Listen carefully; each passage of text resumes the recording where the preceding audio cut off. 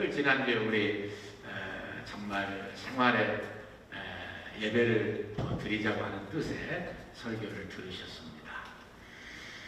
바로 앞절에 있는 부분, 지난주 설교죠. 생명을 사랑하고 좋은 날 보기를 원하는 자들은 어떻게 하라고 그랬죠? 생명을 사랑하고 좋은 날 보기를 원하는 자들은 시편 34편의 원래 말씀을 더 인용하면 생명을 사모하고 장수하여 복받기 원하는 사람들은 하나님의 자연운총에 따라서 아주 최고의 복을 말씀하시면서 어떻게 하라고 그랬습니까? 말 조심하라고 그랬죠. 어떻게 말 조심해요? 무슨 말 하라고 그랬죠? 선한 말을 하고 거짓말하지 말고 화평의 말을 하고, 그런 뜻입니다. 화평에 대한 것은 늘 우리가 어느 곳에 가든지 무엇을 하든지 항상 평화하기를 힘쓰라. 너희로서는 할 수 있거든 모든 사람으로 더불어 평화하라. 로마서 12장에 있는 말씀을 가지고 설교했습니다.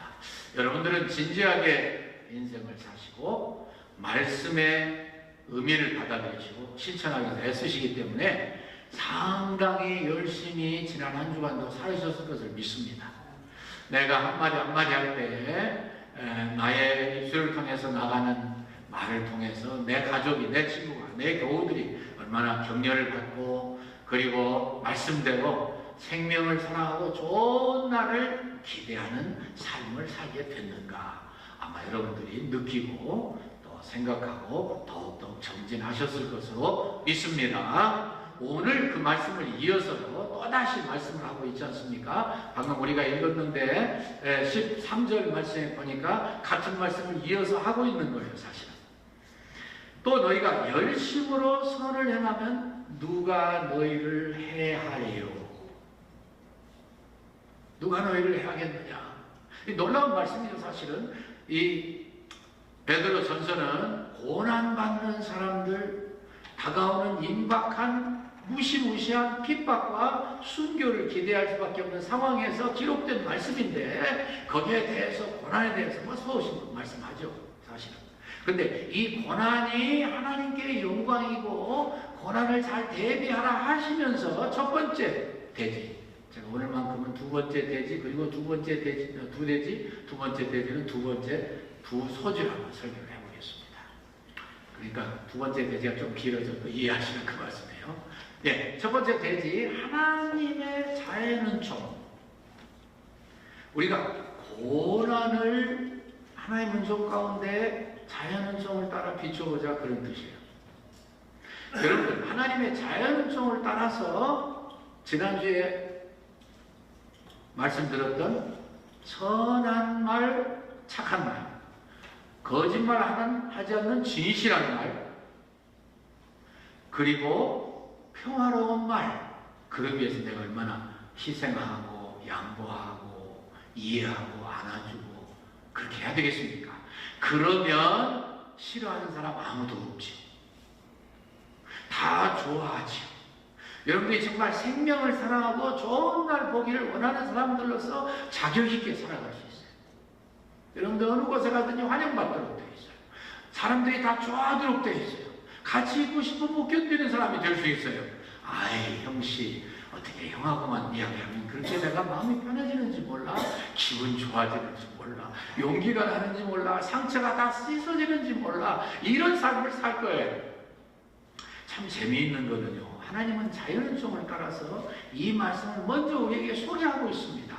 너희들 어렵지, 힘들지, 그러나 하나님의 자연은총을 따라서 그 일을 계속하면 먼저 자연은총을 따라 하나님이 사랑하시고 모든 사람들이 사랑하는 놀라운 은혜를 누릴 거야. 바로 그런 뜻이에요. 참 재미있는 거는요, 각국에 아마 그런 게 많이 있는 것 같습니다. 불란서 전래동화 같은 이야기에 보면 꼭 흥분할 것 같은 예가 있어요. 한 집에 두 딸이 있었습니다. 그런데 한 딸은요, 아주 착하고 선하고 그리고 순종 잘하고 그러는 딸이 있고요, 하나는 정반대로 악하고 게으르고 하고 불평불만을 하고 그런 딸이 있었어요. 그런데 어찌된 영문인지 무슨 사정인지는 몰라도 어머니가 이 착한 딸을 미워하고 그렇지 않은 딸을 예뻐해요. 그래도 이 착한 딸은 끝까지 그렇게 살았습니다. 그래서 꽤 멀리 있는 곳에 우물에 한 번은 어머니가 물을 좀 길어오느라 그랬습니다. 착한 딸은요 기쁘게 즐거움으로 가서 우물을 기르면서 거지같이 아주 그 추한 모습으로 있는 여인이 물을 좀 달라고 그랬습니다. 그래서 기쁘게 물을 가지고 대접을 했습니다. 그러라고 좀 시간이 지났죠. 그런데 이분은 사실은 사람의 모습으로 변한 천사였어요. 너무 착하고 귀하니까 뭐라고 이야기했냐면은 아이고 어떻게 아가씨가 그렇게 마음이 좋은지 몰라. 아가씨에게 내가 선물을 줄 거야. 그래서 그 선물이 뭐냐면은 말을 할 때마다 입에서 꽃이 나오고 보석이 나오는 그런 선물을 받았어요. 그리고 그것도 모르고서 이제 뭐 당연히 그렇게 늘 살았으니까 잘 대접을 하고 왔습니다. 오니까 또 엄마가 막 우중을 하고 욕합니다. 너 이년 X로 한다는 게 금방 잊어버리고 또 이렇게 이러면 또 제 나이 되면서요. 용서하시고요. 예. 왜 이렇게 늦었느냐 막 욕을 했어요. 그러니까 이 착한 딸이 어머니 아빠 어머님 참 죄송합니다. 제가 너무 늦었습니다. 그러니까는 여기 입에서 장미가 2개 나오고 그리고 막 진주가 2개가 나오고 다이아몬드가 2개가 나오는 거예요. 어머니가 깜짝 놀랐어요. 아니 얘야 어떻게 된 거야? 그러니까 이 착한 딸이 다 이야기를 해줬어요. 그러니까 자기가 사랑하는 엄마로서 이 둘째 딸인지 하여튼 그 악한 딸을 보냈어요. 딸은 가면서도 우물이 멀다고 막 불평하면서 갔습니다. 가가지고 보니까 귀찮은데 또 어떤 그 옷이 남루한 그런 여인이 물 좀 달라고 그런단 말이에요. 그러니까 또 막 불평하면서 막 기분 나빠서 막 예쇼 잡수시오. 그래서 이제 어머니는 이 딸도 선물을 받고 싶어서 받게 하고 싶어서 보냈는데 선물을 준다고 했어요. 와서 말을 하는데 뭐가 나옵니까? 막 뱀이 나오고 막 두더지가 나오고. 저는 그거를 읽으면서 참 재미있게 생각했어요. 하나님께서는 믿지 않는 사람들 가운데에도 정말 착한 마음을 가지고 끝까지 순종하고 많은 사람들로 더불어 평화하고 다른 사람을 좋게 해주려고 하는 사람들이 복받았다는 얘기를 왜 세계 여기저기가 다 이렇게 심어놓으셨는가? 그것은 바로 13절을 이해하게 하는데 하나님이 도와주시기 위해서 그러신 거 아닌가? 여러분, 신앙을 떠나서도요 정말 착한 사람, 선한 사람 많이 있잖아요. 법 없이도 사는 사람, 예수 안 믿는데도. 그리고 항상 진실한 사람. 저 사람은 말이야, 내가 뭐라도 이야기해서 속일 수 있는 사람이야. 다 믿어주니까. 그리고 항상 그저 양보하고 남들이 좋아할 수 있도록 다 이렇게 내주는 사람. 사람들이요 속으로는 다 존경해. 겉으로는 뭐 무시하는 것 같고 그냥 뭐 함부로 바라는 것 같아도 속으로 다 존경해. 이것이 하나님의 자연은총이에요. 자연은총으로 사는데 거기서 한 걸음 더 나가서 더 중요한 것은 지금 특별은총입니다, 여러분. 특별은총. 그래서 지금 사실은 본문의 말씀을 구도를 이렇게 요약을 해보면요, 사실은 13절, 14절의 의미가 다 들어있는 거예요. 13절 초두에 지난번에 말씀드린 것처럼 한 번 더 반복했습니다. 선한 삶을 살아라. 그리고 이어서 하는 말씀이 그러나 하나님의 영광을 위해서 하나님이 필요하셔서 고난을 당하게 하시면 그때 이렇게 하라고 지금 교훈하고 계신 거예요. 그것이 주로 말씀을 차지하고 있습니다. 그래서 16, 17절 말씀도 그 말씀의 보완이라고 할 수 있어요. 그러니까 지금 문제는 두 번째 대제 문제는 뭐냐면 이 고난의 문제를 다루고 있어요. 특별 은총을 따라서 하나님이 특별히 선택한 하나님의 사람들은 그냥 보통 자연 은총으로도 많은 은총과 사랑과 복을 누리지만 동시에 특별 은총을 통해서도 복을 누리게 되어 있다. 근데 그 특별 은총은 뭐냐면 하나님이 하나님의 사람들 다웠게 만드시는 그런 은총이에요. 그러기 위해서 반드시 고난이 필요해요. 제가 두 번째 대지를 두 소지를 나눈다고 그랬죠. 그럼 첫 번째 소지 뭡니까? 고난의 이유입니다. 여러분, 왜 우리가 고난당해요? 고난당하지 않는 사람이 있어요? 아무도 없어요. 다 행복하고 다 잘나가고 그럴듯해 보여도요, 속에 다 문제가 있어요. 아무도 문제 프리, 프로블럼 프리 라이프를 즐긴 사람 아무도 없어요. 다 문제가 있어요. 그것이 인간의 존재론적인 현상입니다.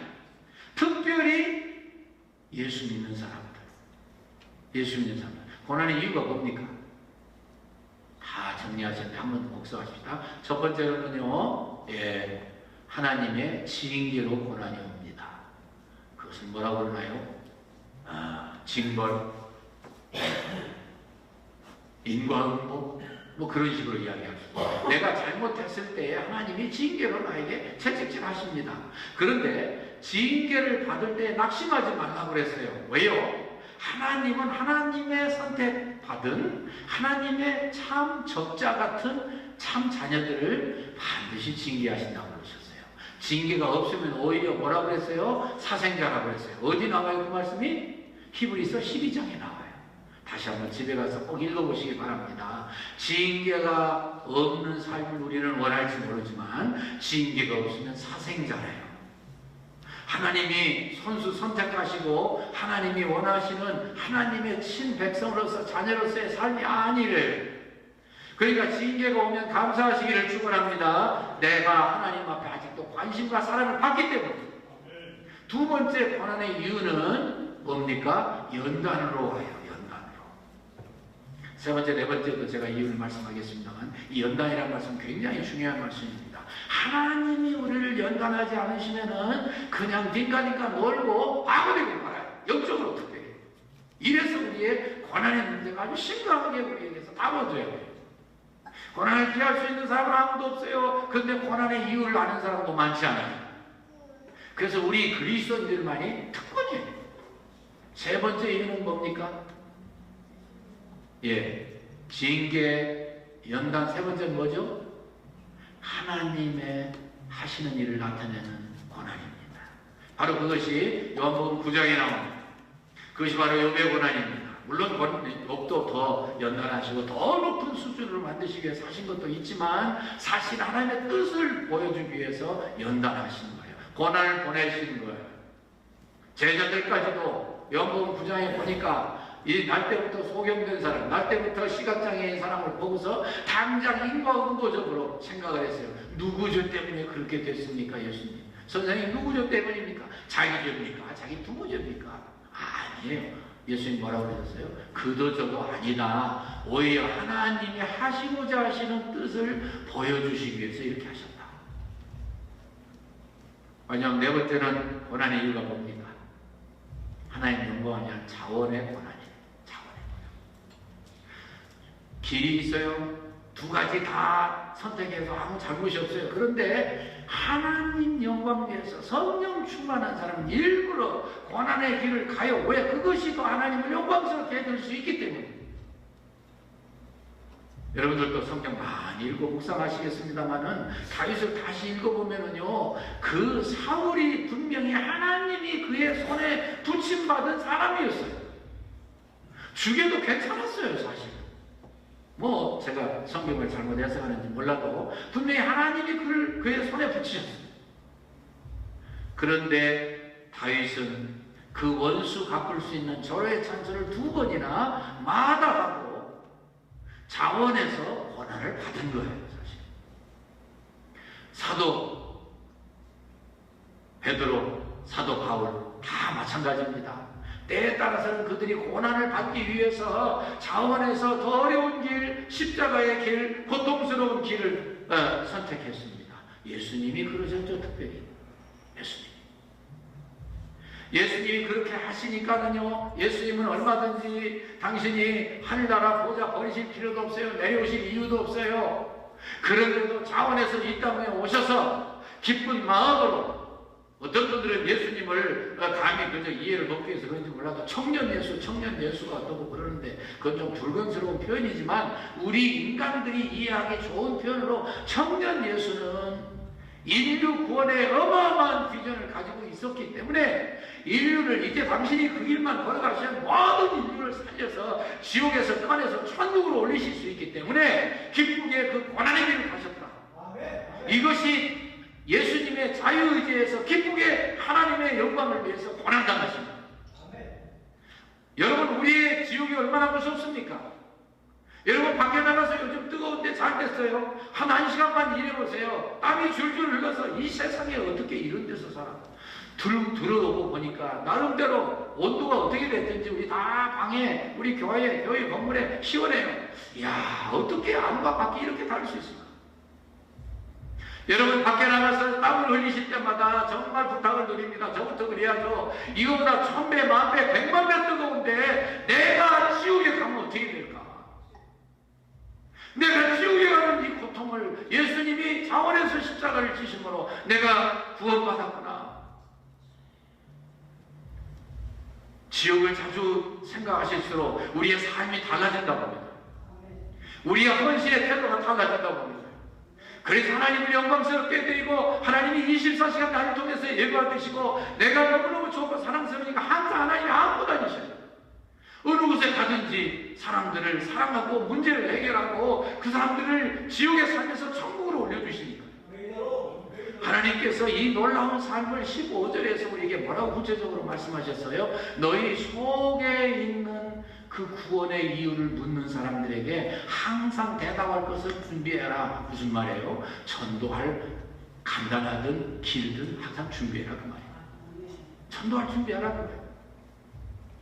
너희 속에 있는 소망의 이유, 왜 너는 그렇게 다 죽어가는데 기뻐하고 즐거워하고 그리고 소망 충만한 얼굴을 갖냐? 왜 희망이 너희 얼굴에 가득하냐?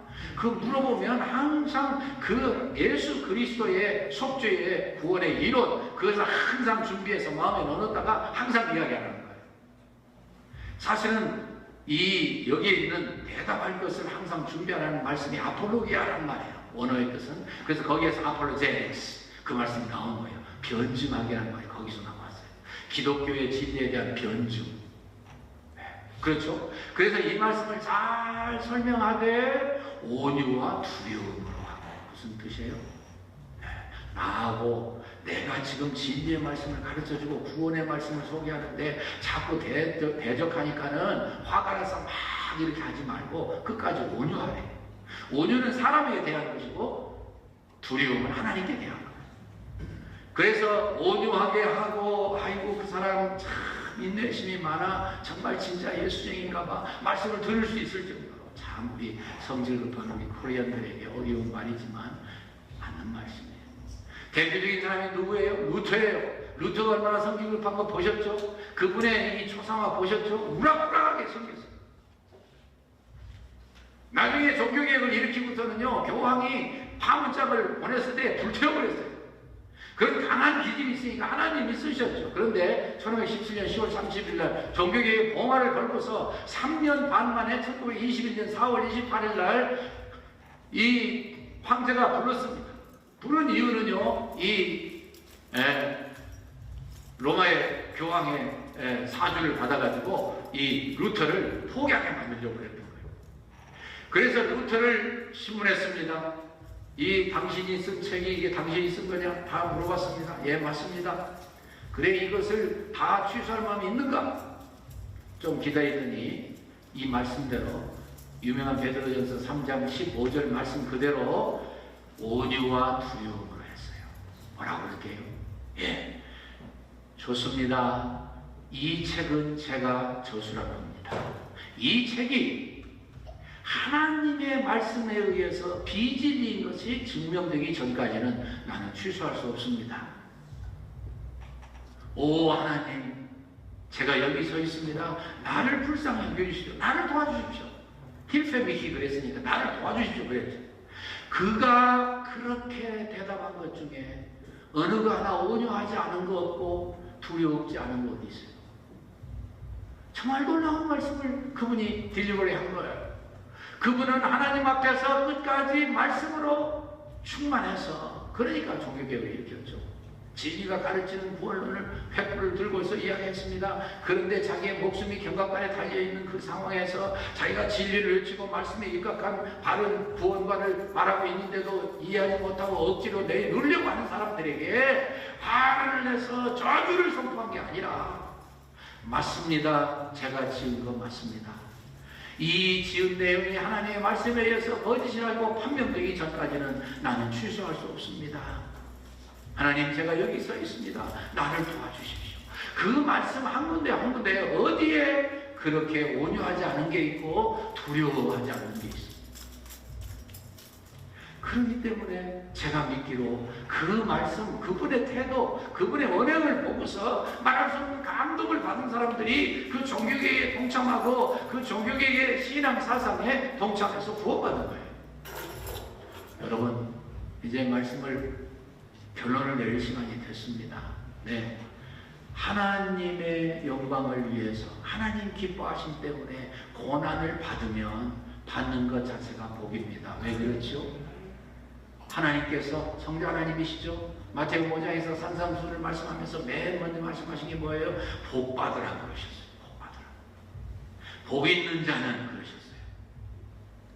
복 있는 사람은 누굽니까? 심령이 가난한 사람 복이 있나니 시작하고 계시잖아요. 그러면서 네 번째 의에 주님 목마른 사람 배부를 거라고 하셨고, 여덟 번째 의를 위하여 핍박을 받은 자는 복이 있나니 천국이 저희 것임이라고 했어요.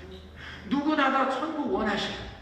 천국적인 삶을 살기를 원해요. 살 수 있도록 해놓으셨어요. 예수님께서 십자가를 통해서. 그런데 이렇게 사는 사람이 누구예요? 의를 위하여 핍박을 받은 사람. 복이 있나니 천국이 저희 것입니다. 그리고 마태복음 5장 10절에서 이렇게 말씀하시고 11절 12절에서 딱 그 말씀만 두 번, 세 번 더 반복하셨어요. 나를 인하여 너희를 욕하고 핍박하고 거짓으로 너희를 거스려 모든 악한 말을 할 때는 너희에게 복이 있나니 기뻐하고 즐거워하라. 하늘에서 너희 상이 큽니다. 너희 전에 있던 선지자들을 이같이 핍박하였느니라. 결론을 내려야 될 때가 됐죠. 우리의 고난의 이유를 제가 말씀드렸습니다. 이 고난을 당하고 핍박을 당하고 그리고 순교를 당하는데도 이 땅 위에 하나님의 자연은총이 어플라이 될 수 있는 한은, 자연은총이 이렇게 적용될 수 있는 한은 착한 마음, 진실된 태도, 올바른 말, 그리고 평화의 자세와 말을 하라고 하셨어요. 그러면 너희들에게 생명을 사랑하고 좋은 날 보기를 원하는 자들에게 다 응답될 거라고 그러셨어요.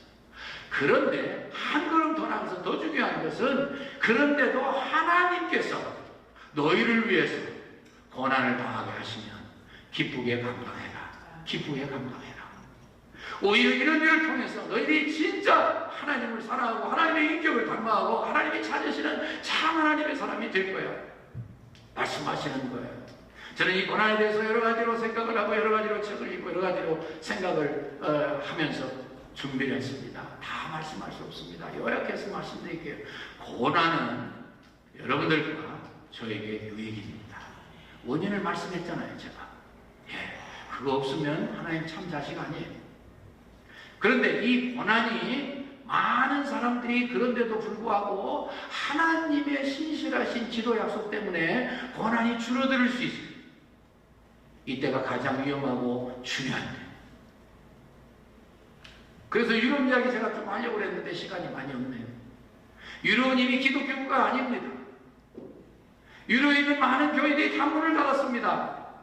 제가 다 이렇게 적어왔어요. 지금 모든 유럽 국가들이 난리도 아니에요. 난리도 아니에요. 지금 영국, 독일, 불란서, 이태리, 스페인, 네덜란드 할 거 없이 다 지금 망해가고 있어요. 이유가 뭔지 아시죠? 좋은 삶, 하나님의 기도 응답의 축복의 삶. 나를 사랑하고 내 계명을 지키는 자에게는 천대까지 이르러 내가 은혜를 베푸느니라. 하나님 말씀의 신실 때문에 그들이 다 건강하고 다 잘 살고 신나게 자유를 누리면서 물질의 번영을 누리면서 살고 있어요. 근데 그때가 더 중요한 게, 왜 그렇죠? 유럽을 보니까 여기 여러 가지 이야기 제가 다 다 쓰고 나왔습니다만은 이제는요 유럽의 그 기가 막힌 성전들, 기가 막힌 그 가톨릭의 그 성당들, 너무 그것 없이는 유럽을 상상할 수가 없고 도시 미관을 생각할 수가 없어요. 그런데 이거 다 건물 유지한다고 아주 죽을 지경입니다. 50년 만에 한 번씩은 대대적인 보수를 해야 되는데 돈이 없어서요 다 팔려나가고 있어요. 구글만 딱 띄워도요 그 교회당 팝니다 하는 광고가 수없이 나와요. 어떤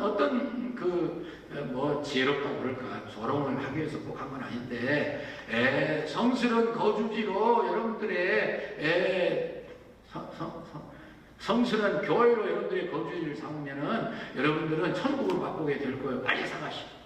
뭐 이런 식으로. 그래서 팔려나가서 서점, 카페, 식당, 아파트, 그 다음에 유치원, 박물관으로 사용되는데 참으로 사탄이 우리를 조롱하는 것은요 그 중에 일부는 나이트클럽으로 팔렸어요. 스트릿바로 팔렸어요.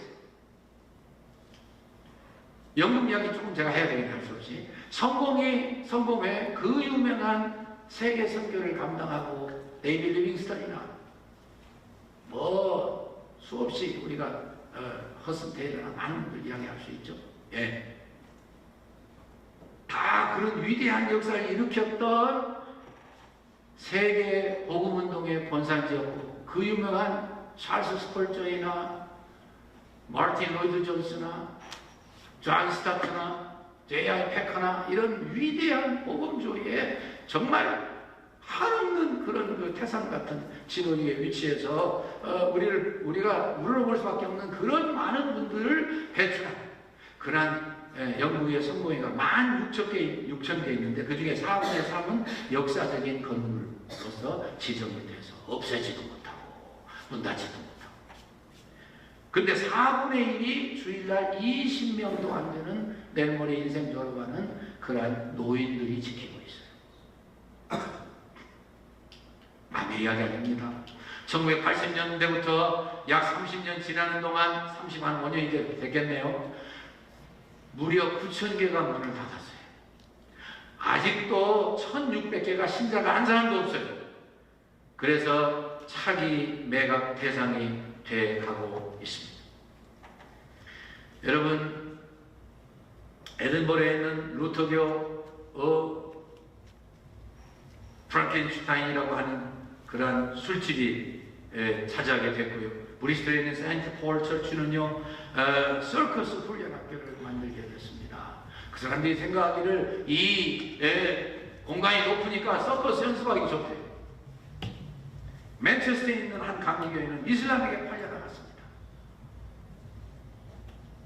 저는 이 말씀을 준비하면서 우리를 생각해 봤어요. 우리도 뭐 한국도 그렇고 미국도 그렇고 말할 수 없는 지금 디그로데이션, 이 내려가는 길에 머물러 있지만 아직은 그렇지 않잖아요. 한국의 고난을 생각했어요. 한국의 고난은 세계 사람들이 감당하지 못하는 고난이에요. 6.25 전쟁을 생각할 때, 외정 36년을 생각할 때, 해방 후에 5년의 혼란을 생각할 때 어쩌면 이렇게도 죄송합니다. 이렇게도 재수 없는 그런 민족이 어디 있을까? 눈물이 아니면 이해할 수가 없어요. 지난 70년, 80년 동안 지겹게 공산당이 우리를 쳐들어온다고 위협하고 있어요. 가만히 고난에 대해서 예배를 준비하면서 설교를 준비하면서 생각해 보니까 그것이 하나님의 은혜였구나. 하나님의 은혜였구나. 그런 생각이 들어요. 너무 문제가 없고 너무 위협이 없고 너무 생애에 잘 나가는 일만 하면 그냥 다 타락해가지고 뭐 유럽 사람들이 우리보다 나쁜 사람들입니까? 아니에요. 우리보다 그렇게 나쁜 사람들은 아니에요. 우리가 훨씬 더 신사적이고 훨씬 더 어렵고 훨씬 더 남 뭐 비난하고 하는 거예요. 그런데도 자기들이 생각하는, 우리도 그렇게 생각할 수 있지만 자기들이 생각하는 삶의 질이 높아지고 잘 살고 잘 먹고 건강하고 문제 없어지니까 다 뭐해서 다 타락했어요. 앞으로 어떻게 될 겁니까? 앞으로 어떻게 될 겁니까? 고맙게도 미국의 남침예교, 한국의 교회들은요 유럽을 제 선교해주는 선교지로 생각하고 선교사를 보내고 있습니다.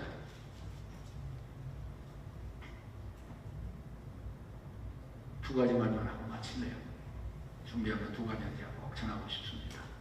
여러분 로빈슨 크로우스 모르시는 분 안 계시죠?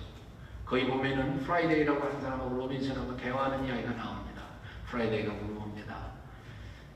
하나님이 전지전능하시고 능력이 많으신 분이라면서요. 그렇지. 그럼 그런데 왜 하나님이 이 사탄을 없애버리시고 그리고 이 고난과 힘든 것을 다 고통을 없애버리지 않으세요? 로빈슨이 대답이 말문이 막혔습니다. 그래서 그가 대답을 하면 한참 생각하더니 그래 너 참 지혜로운 질문을 하는구나. 그래 그런데 말이야 그러면 왜 하나님께서 말이야 전능하신 하나님 뭐든지 하실 수 있는 하나님께서 악행을 항상 일삼아서 하나님을 항상 불쾌하게 하는 그러한 인간을 아직도 없애지 않으시고 참고 기다리고 계실까? 그게 질문에 오늘 설교의 핵심이 들어있어요. 하나만 더 이야기할게요. 에이미 카미키라고 하는 분이 고난에 대해서 많이 연구를 하셨습니다. 그리고 고난에 대해서 글을 쓰셨습니다. 글을 쓰면서 고난의 중요 목적 중에 하나가 뭐냐면 하나님을 닮아가고 하나님화되고 하나님의 인격을 닮아가는 거라고 설파하셨어요. 그리고서 자기가 경험한 것을 이렇게 이야기했습니다. 한 번은 자기가 인도의 그 대장장이한테 가서 질문을 했습니다. 선생님, 당신이 순금 100%를 빼낸다는데 어떻게 당신이 빼낸 순금 100%를 알 수 있습니까? 그러니까 인도의 대장장이가 이렇게 지혜롭게 대답을 합니다. 네, 선생님, 고맙습니다. 제가 순금도 높은 것을 판단하는 방법이 있습니다. 그걸 뭔지 아십니까? 저는 이 연단한 순금을 빼가지고 쫙 늘려서 내 얼굴을 비춰보고 내 얼굴이 비춰지는 정확도를 보고서 이 순금의 순도를 나는 파악을 합니다. 그렇게 이야기를 했습니다. 그러면서 뭐라고 그 말씀 우리가 적용해야 되겠어요? 마찬가지예요. 우리도 하나님의 권한이 없으면 잘 살 것 같고 즐거울 것 같은데 제 마음대로 삽니다. 다 타락합니다. 하나님은 C.S. 루이스의 그 말을 꼭 빌리지 않더라도 그렇기 때문에 우리를 사랑하셔서 우리가 잘못하고 죄지면은 천둥벼락 같은 말을 해내시는 우리의 귀에 천둥벼락처럼 들릴 만큼 무지막지한 그러한 이 고난을 허락하시고 고난이 없으면 행복하다고요? 고난이 없으면 잘 산다고요? 고난이 없으면 여러분들이 정말 하나님 잘 섬기는 거라고요? 그럴 사람 한 사람이나 있어요, 여러분? 저는 믿지 않아요. 그러므로 여러분들이 고난을 기뻐하시기를 바랍니다. 하나님의 손길이 여러분들과 함께 하시기 때문에요. 언제까지 여러분들을 연단하셔요? 여러분들의 인격의 거울에 하나님의 모습이 잘 보일 수 있을 때까지 하나님은 우리를 연단하실 거예요. 오늘 본문의 말씀은 깊습니다. 아무렇게나 하는 건 아니잖아요. 이제 순교당하기 전에 쓴 편지인데 아무렇게나 썼겠어요. 근데 거기에 우리 인생을 위한 놀라운 진리가 담겨 있습니다. 고난 제대로 취급하면 인생이 얼마나 풍성해지고 얼마나 좋아지고 하나님이 원하시는 자리에서 마지막까지 승리하고 영광을 돌리며 모두 다 우리의 인생을 보고 선고했다고 박수치는 삶이 이루어질 거예요. 기도하십시다. 하나님 감사합니다. 저희를 사랑하시기 때문에 시편 119편 67절과 71절을 통해서 고난당한 것이 내게 유의라 고난당한 세계를 정해내는 내가 그로 행하였더니 이제는 하나님의 뜻을 행한다고 하는 시편 기자의 말을 통해서 저희를 가르쳐 주심을 감사합니다. 베드로 사도를 통해서 이제 너희들이 생명을 사랑하고 좋은 일 보기를 원한다면 선하게 살고 진실하게 살고 평화롭게 살면 되지만은 그러나 하나님 더 큰 목적을 가지고 너희에게 고난을 허락하신다고 한다면 기쁘게 감당해라. 조심해서 감당해라. 온유와 두려움으로 너희 믿는 바를 정확하게 표현해라. 너희가 올바로 고난당하면 하나님은 영광 받으시고 너희의 삶은 한없이 인격적인 연단과 성장을 통해 예수 그리스도의 모습이 나타날 거야. 그리할 때 천국에 기쁘게 자유롭게 들어갈 수 있을 것이고 천국의 삶이 이 땅에서 누릴 것이다. 가르쳐 주시는 하나님을 모시고 이 안에도 승리하며 영광 돌리도록 복 내려 주시옵소서. 예수님의 이름으로 기도합니다. 아멘.